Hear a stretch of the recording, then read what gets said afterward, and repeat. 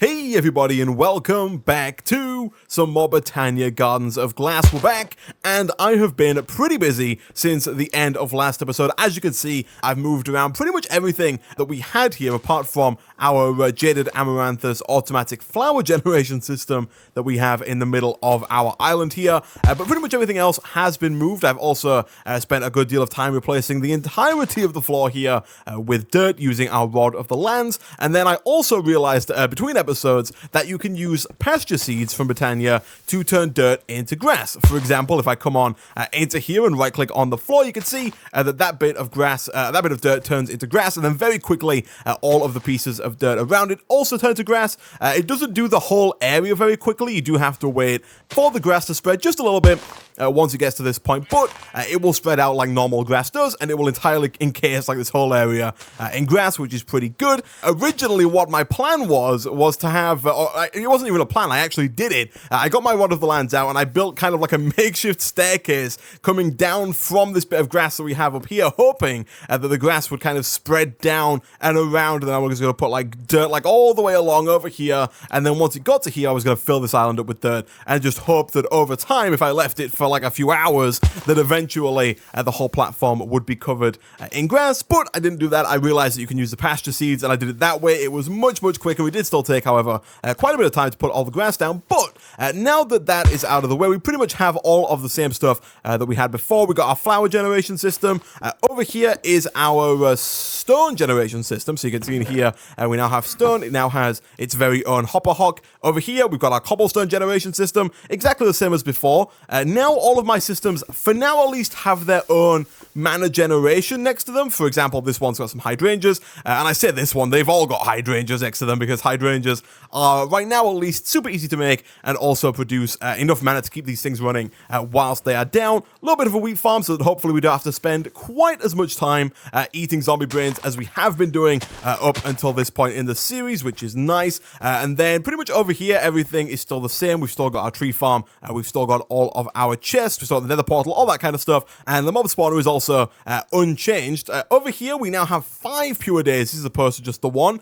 Not entirely necessary, because at some point in the hopefully near future, we are going to upgrade the system to automatically place down stone and then turn it into living rock and then break it so that we have an unlimited source of living rock and also living wood. And so the 5 of these are going to become a little bit redundant at some point in the near future, but for the time being, it does make it a lot quicker to make all of our living wood and living rock. And I did need quite a bit of living rock between episodes, because you'll notice that I've used it kind of all over the place now, just to make things look a little bit different for the most part. We've got a lot of stuff that's made out of cobblestone. I then started putting down a lot of grass, and I kind of want to mix it up a little bit more, and so we've got now just a lot of living rock as well. I'm going to have to find something else to mix it up with as well. And then finally over here, we have kind of our general purpose mana system, right? Our general all-purpose mana system. We've got 8 hydrangeas surrounding a 2-high pool of water, 1 mana spreader. We've got a mana pool, which is above our alchemy catalyst. We then have another mana spreader, which is capable of making runes in the runic altar.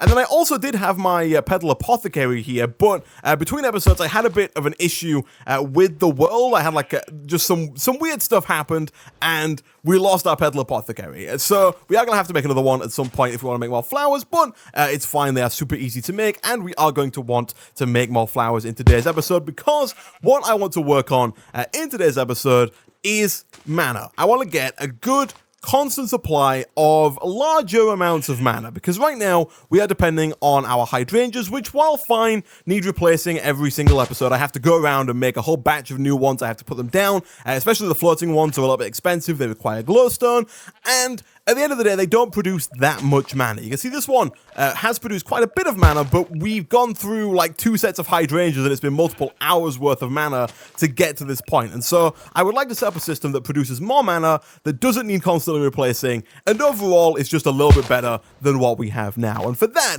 I am thinking about using these Entropinium flowers, which, if we hold down control, it'll open up the Lexicon Botania, and it says, in order to generate a blast of mana, one might in fact require a blast nearby. Igniting a block of TNT in the near an Entropinium, is that correct? Igniting a block of TNT in the near That does not sound grammatically correct, but I won't call Vasky out on it. If it does not fall into water, we'll have the latter absorb all the energy generated by the blast into itself. So essentially, what this is trying to say is if you put down the Entropinium and then you set off TNT next to the Entropinium, it will cancel out any effect of the TNT, so the TNT won't break anything around it, and instead what it will do is it will turn all of that energy from the blast into mana, which you can then send to a mana spreader into a mana pool, and that is exactly what we are going to do. So, in order to make this thing, we are going to need the following. We need 2 red petals, 2 grey petals, 2 white petals, easy enough, and a rune of fire. We've made it before. The hard part about this is the rune of wrath, which requires 2 mana diamonds, 1 rune of earth, which again we've made before,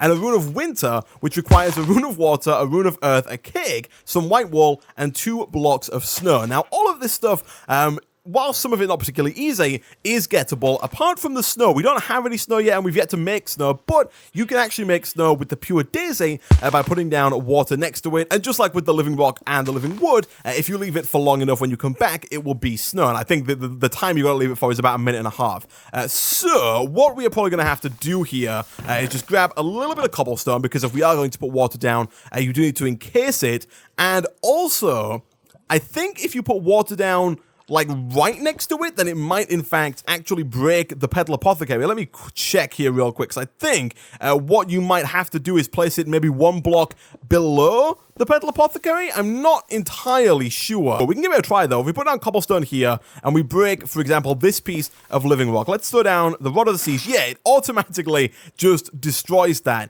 And so I think your options, oh no, I know exactly what you have to do here. You have to get rid of this. You have to put down something right there, and instead of doing what I just did somewhat foolishly, you do it at the corners, so you can only make 4 snow at a time. But if you do something like this and then get rid of this one and this one and this one and this one, you can then throw down the pure daisy in the middle, filling the corners with water like so, and eventually after about 1.5 minutes we should be able to come back, and those should be blocks of snow which we can then break to get the snowballs, and then recraft those snowballs into blocks of snow. So that's pretty much that taken care of. I did break a torch there, so we should probably put that back down before mobs start spawning all over the place. We'll do that, and I guess we should also do that whilst we're here, and I don't think that I left any other areas around here. It doesn't look like I did. Good stuff. And so now we've got that done, and that's kind of the hardest part, but we do require a cake, and as of right now, we don't have any way of getting milk because we don't have a cow, and the annoying thing is that we did have a cow between episodes, but you'll notice that we don't really have many animals left. We had a lot of animals last episode. Now we don't really have many. We've got 1 sheep, and that's kind of about it. And the reason is because for whatever reason, all of my animals seem to have been drawn towards the cobblestone generator. I've seen so many of them come over here and die to the lava. It's been ridiculous. You can see in here that we've got some raw mutton. We had a cow. We've got leather and beef. We've also had some chickens die over here. It's a little ridiculous. I think the cow spawned, by the way, just because we've got a large amount of grass now, and it can spawn naturally. But what we're going to have to do if we want to get a cake in today's episode is we're going to have to make probably a couple more of these cocoons of caprice. And so what I'm going to do now, guys, is I'm going to go away. We've already made pretty much all of this stuff before, so I'm going to go away. I'm going to make the rune of fire, although I think we might already have some. We do, and we've already got a rune of earth as well. But I'm going to go away. I'm going to make, I think, the rune of water. Yes, I'm going to make sure we have pretty much everything we need to make the entropinium. I'm also going to make a couple of cocoons of caprice, put those down until we get a cow, milk that cow 3 times until we've got what it takes to make a cake, and I'll be back in a second.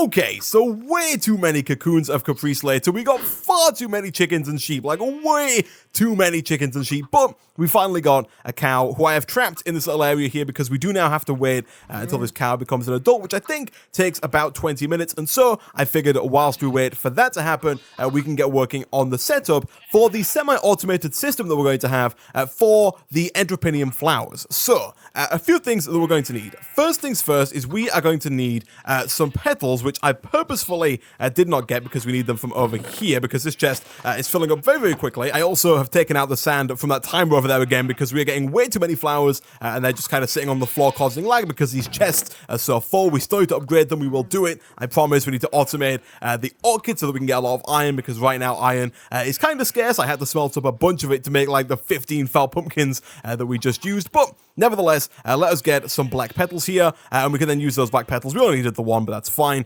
to make a mana spreader, and we also are going to need another mana pool like so. This is where all of the mana that we get from the Entropinium flowers is going to go. So for now, I guess it doesn't really matter too much where we put this. I'll put this like here, and I'll put our mana pool like here for now. This is fine. And basically, what we are going to do is a couple of things. We are going to need a little bit more living wood, thankfully. Oh, we also got a rabbit as well. That's interesting. But we need to get a little bit more living wood, so I will grab a little bit of this over here. Also, our snow is now done. Hopefully, we get enough snowballs there. I don't know, do you always get 4 snowballs when you break this, or is it kind of...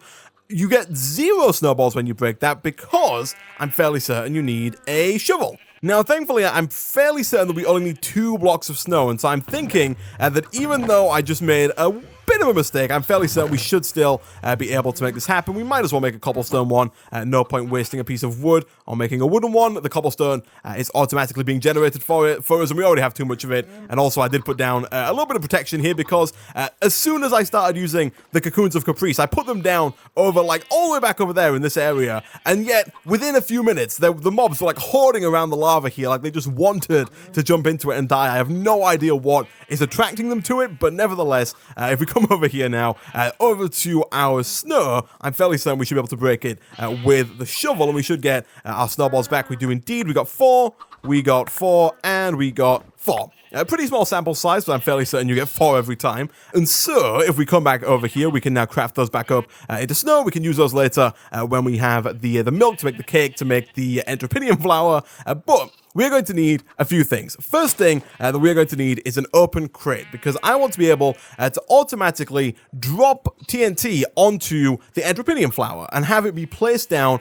and then triggered automatically. Now, to do that, we are going to need a couple of items. First things first, we are going to need the open crate. This is going to drop the item. Now, the way the open crate works is as soon as it receives an item, it will drop it, unless it has a redstone signal. If it has a redstone signal, it won't drop the item. And so what we're going to do is we're going to set up a little bit of redstone. Oh, did we get another cow? Do animals spawn as babies on this island? Because I don't think that I got this one out of a cocoon of Caprice, but I also don't think that I got this one out of a cocoon of Caprice either. So maybe they just spawn in as animals in the Garden of Glass, but I'm not 100% sure on that. But basically, we're going to have it so that the open crate constantly receives a redstone signal. We're then going to use a timer to automatically, every, like, maybe a couple of seconds or so, it's going to send a redstone signal that deactivates the redstone signal going to the open crate.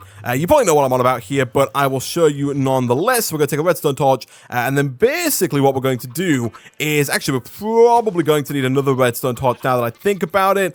We do have more sticks. Let me just grab those and quickly do another one like so. Also, my inventory is getting very full because I also got all of the stuff and all the runes that I need to make all of the other flowers a little bit ahead of time here, but I'm not quite sure if we can put the redstone torch directly onto this.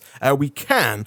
Now, I think what I'm going to want to do here is have redstone like this, right there, and vanilla Minecraft stuff here, but you can put a redstone torch here, and then you can have redstone coming up to this, and if the redstone on this side is on, the redstone torch will go off. And if we put down a piece here, that I think should stop the open crate from dropping it. If it doesn't, we can always tweak that in the future. But if we do this, and then we throw down another redstone torch here, you'll see that that one turns off this redstone torch, turns off this bit of redstone here, and now the open crate will just drop items freely. And so basically what we're going to do is, in place of this redstone torch, we're going to have one of the hourglasses. Now, we don't have much gold, and we also don't have much glass, and so what I'm going to do real quick is I'm just going to steal this one again, and I'll make some more of them between episodes. But if we nab this guy here, and we throw it down where I just had the redstone torch, what we can essentially do is every couple of seconds we can turn off this redstone signal and have the open crate drop a piece of TNT onto the floor.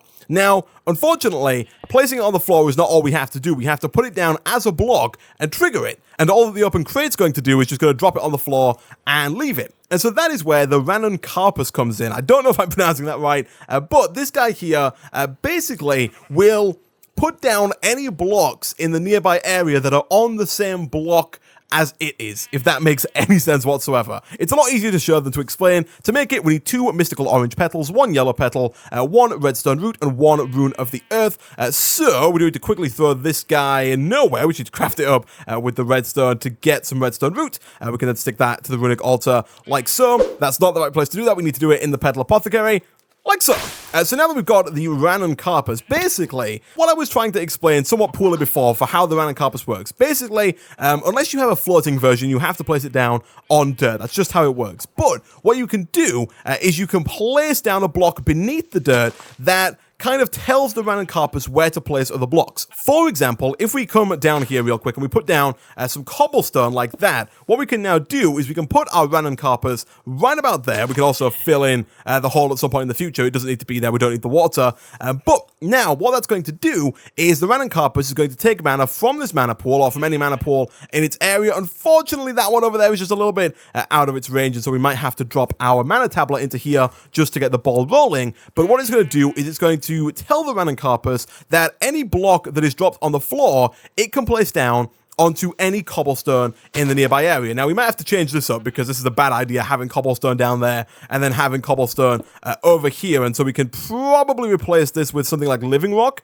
just to make our life a little bit easier. So if we do this and then we do this, I'll put this down like over here for now just to get it out of my inventory. And then we'll break you and try the same thing again like that and get rid of this and put down the redstone again like that. And so now that we've got this, what we can do is, let me quickly give a little bit of mana here to our mana pool, like so. Our GamingOnCaffeine should already be hooked up to the mana pool because we placed it down afterwards. It is, and you can see now it is full of mana. And so now, if we were to put down some cobblestone here, and then we were to drop a block in the nearby area, like this cobblestone, what it should do is it should pick up the cobblestone and place it down on the cobblestone. And the GamingOnCaffeine will do that for any block dropped within its area of effect, this big multicolored rectangle that we see around it. For example, if I were to drop the living rock down, it would do exactly the same thing. And more importantly, if I were to place some TNT down, or if we were to have our open crate drop some TNT down, it would place it down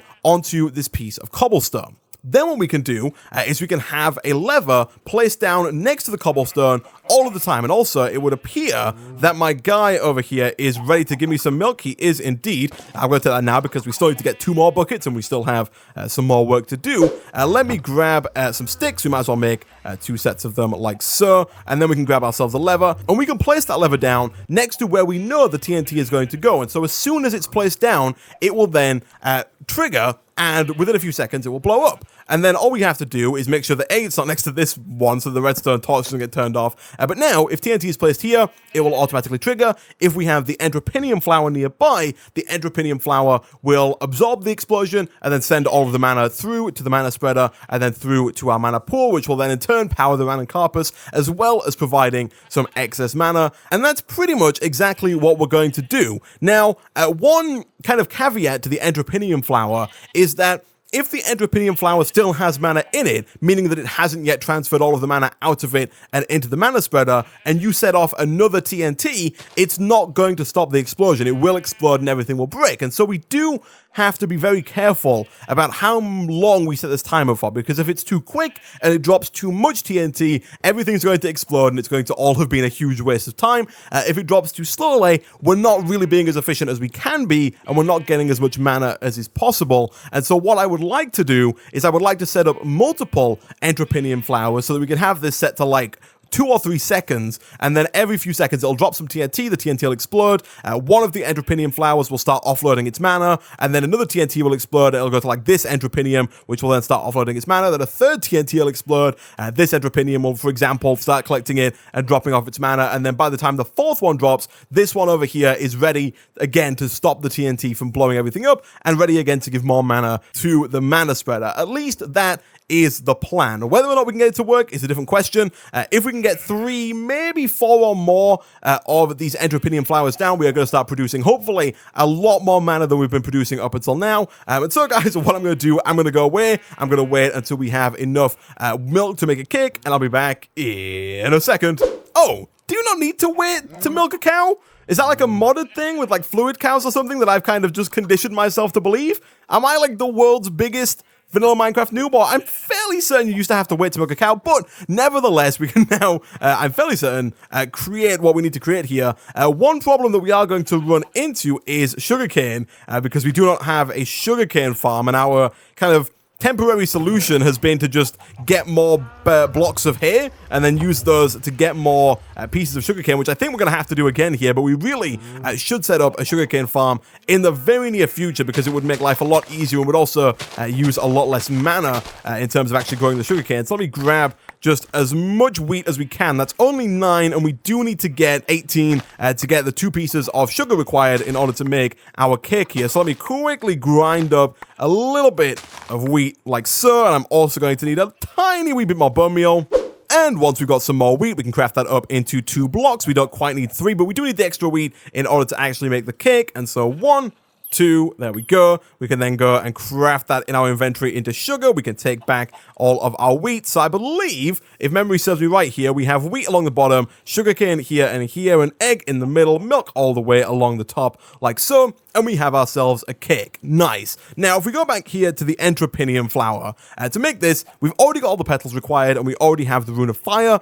We can make the Mana Diamonds really quickly. We do need a Rune of Earth, but it's reusable once we have it because we're making another rune. And then for the Rune of Winter, again, thankfully, once we've made the 1, we can use that 1 to make as many Entropiniums as we like because we use it to make the Rune of Wrath, and therefore we'll get the Rune of Winter back. So that is quite nice indeed. So let's throw down our Rune of Water. Do we need the Rune of Earth for this? We do. So actually, let me take this back and let's quickly see about getting all of the stuff to make the Rune of Earth again real quick.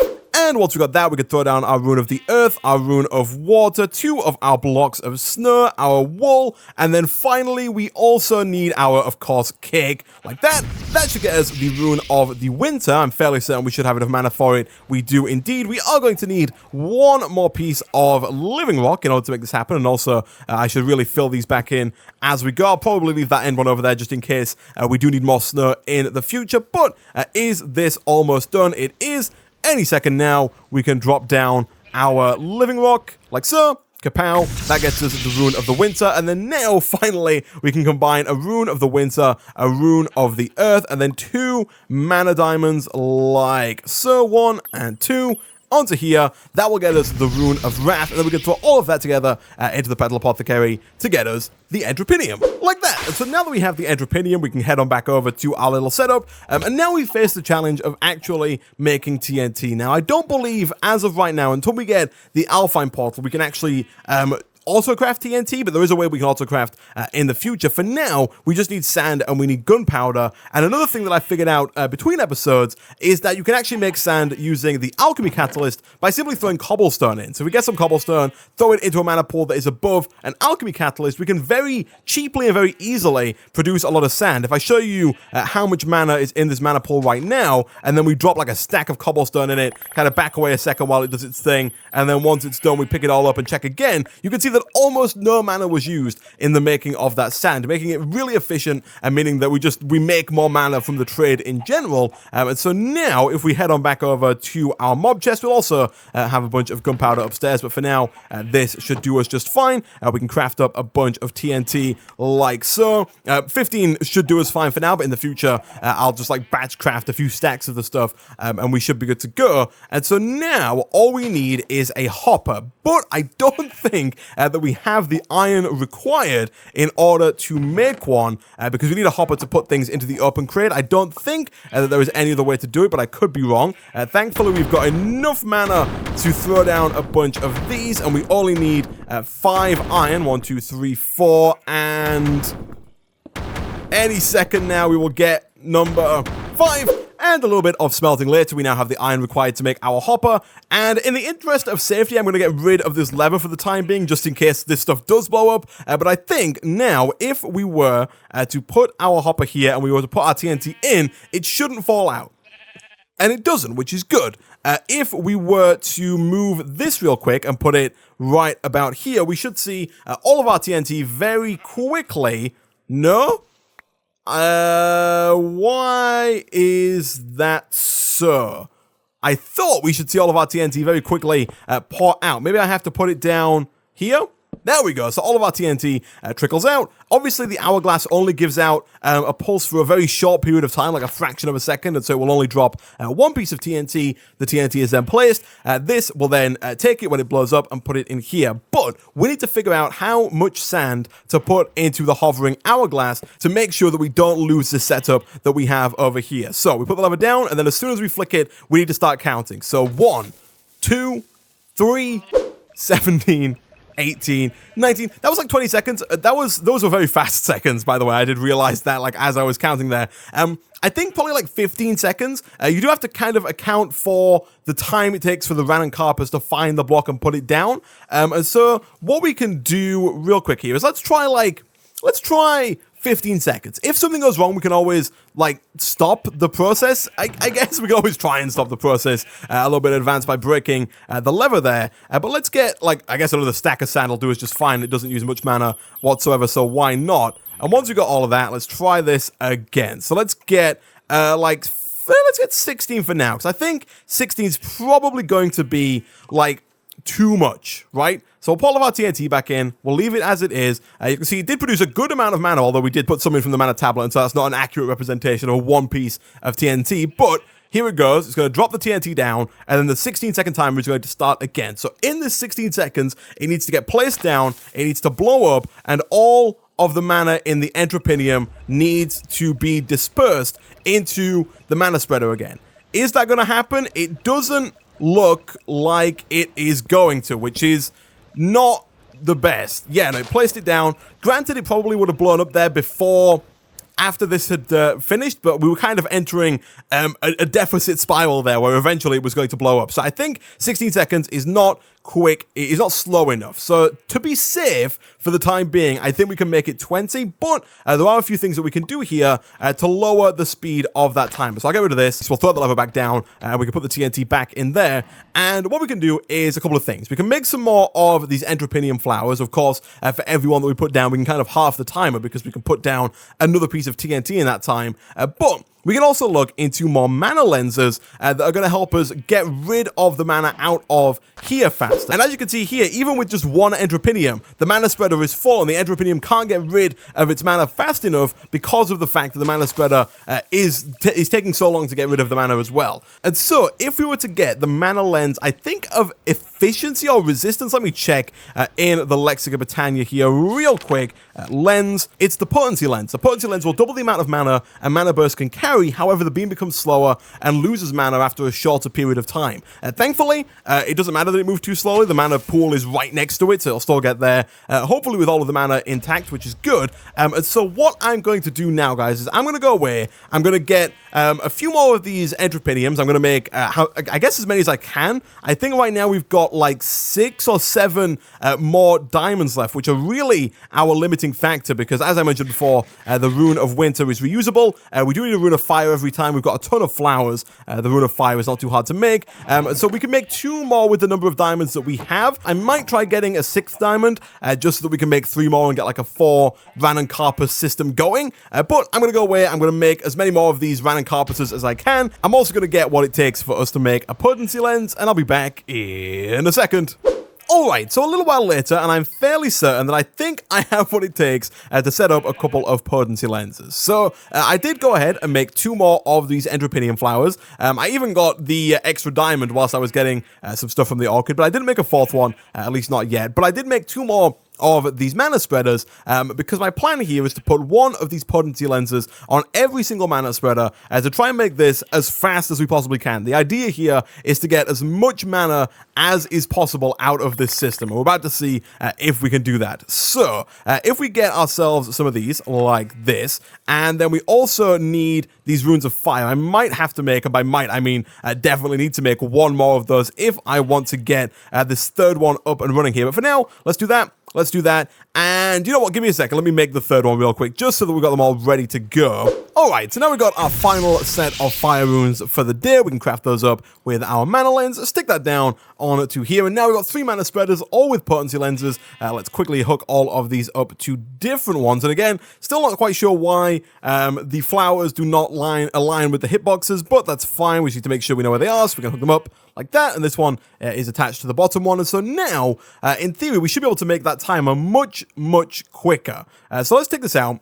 And if it takes 20 seconds for one, if we've got 3, it should take like 6.6 seconds. And if we now have the potency lenses, which can send them out faster, I think we could probably get away with like even less than that. But I think what the problem is going to be now is we're not going to have enough space for the TNT. The TNT is going to take too long to explode before the next one comes down, kind of backing up the system. Thankfully, we can resolve that by just putting down another piece of cobblestone in the area, because the Ran and Carpus can work on multiple areas. Yeah, you can see the cobblestone, the TNT is being dropped, but it's too slow. The whole system is kind of too slow to make use of this. Hopefully, this is not... Oh gosh, let me... Hold on. No!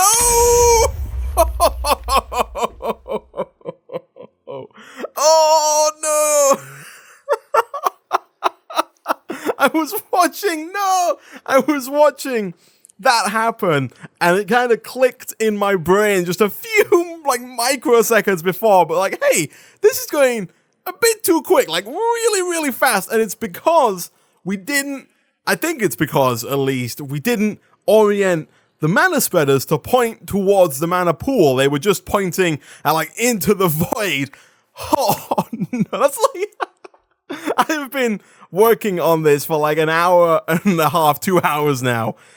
Well, with that, guys, I'm going to end this episode of Botania Gardens of Glass there. That is the downside to the Entropiniums. They're really good. They can produce a good chunk of mana, but if you set them up incorrectly, they can be devastating. What I'm going to do, guys, between episodes is recreate this entire system, make sure that it's set up properly, make sure the timer is set up correctly, make sure it's all a bit more safe, and so hopefully at the start of the next episode we'll have a nice amount of mana to work with. We will probably look into spreading that mana around the base at some point, because right now we've got a bunch of different setups that are all kind of individually powered. I'd like one central source of power that then kind of distributes mana to all the other stuff that we need, and we also still need to work on getting the Alpine Portal, Terra Steel, and all that kind of stuff. Flipping heck, I cannot believe that happened. Gosh dang it. Thank you for watching. If you did enjoy the video, please hit like. It really does help out a lot. Leave a comment down below, subscribe, and ding that bell if you haven't done so already to be the first to be notified when new videos go out. And hey, if you're looking for something new to watch, I recommend the Project Ozone 2 Titan Mode series over on youtube.com/NickandIsaac. The video is on screen right now. Go check it out and subscribe over there if you haven't done so already as well. Again, thank you for watching, and I'll see you next time.